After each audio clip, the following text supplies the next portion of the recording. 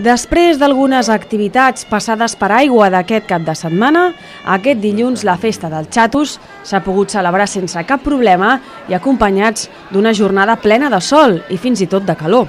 La festa, que ja fa 30 anys que se celebra, ha coincidit enguany en un dia festiu, però els rubinencs no se l'han volgut perdre i han participat en totes les activitats organitzades al llarg del dia. La primera, una xocolatada acompanyada de coca a la plaça del Doctor Guardiet per agafar forces de cara a pujar a Sant Mus. Més tard, tots els participants han iniciat la caminada en cercavila amb molta música, gràcies a l'acompanyament dels gegants, els gegantons, els grallers i els tabalers. Cal destacar que enguany s'ha canviat el recorregut i s'ha escollit el camí vell en comptes d'anar per la carretera, com s'ha fet en altres anys. Una vegada arribats a l'ermita de Sant Mus, s'ha fet la tradicional missa en honor a aquest sant. Les entitats de cultura tradicional i popular s'han unit, com sempre, a una celebració que fa 3 dècades que es manté ben viva. Home, amb 30 anys de Xatus, penso que la festa s'ha anat consolidant. Sí que és veritat que quan la festa cau en dilluns com avui, la gent té tendència a fer pont i potser jo veig una mica menys de gent que l'any passat en previsió quan és un diumenge, no? El dilluns hi ha menys gent. Tot i així, com pots veure, la cultura popular rubinenca està aquí, ens dona recolzament, funciona, la festa continua, 30 anys i esperem que per 30 més segur. Durant la festa del Xatus i després de la missa s'han fet els balls dels diferents gegants i gegantons que hi participen, a més de l'actuació de la colla castellera i, com no podia ser d'una altra manera, l'encesa de foc amb les colles de diables locals.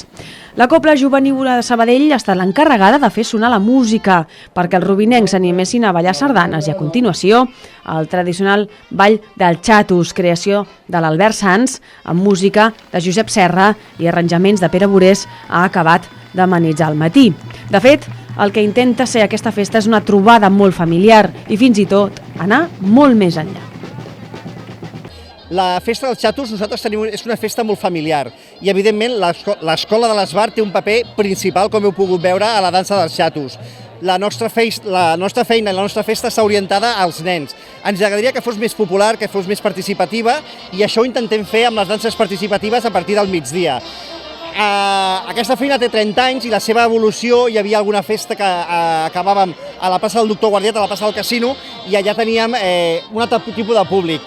A la llarga espero que amb més aportació econòmica, amb una mica més d'apretant a la gent que ens ajuda, puguem tornar a acabar la festa a lo que és a la plaça del Casino fent una ballada popular. Aquesta seria la intenció de futur, de progrés.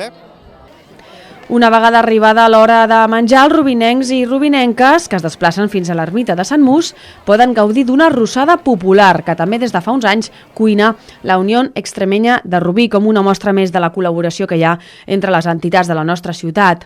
La tarda s'ha dedicat a les danses participatives, que cada any proposa també l'Esbar Dansaire de Rubí, perquè tothom conegui, aprengui i gaudeixi d'aquests balls tan populars a la nostra ciutat.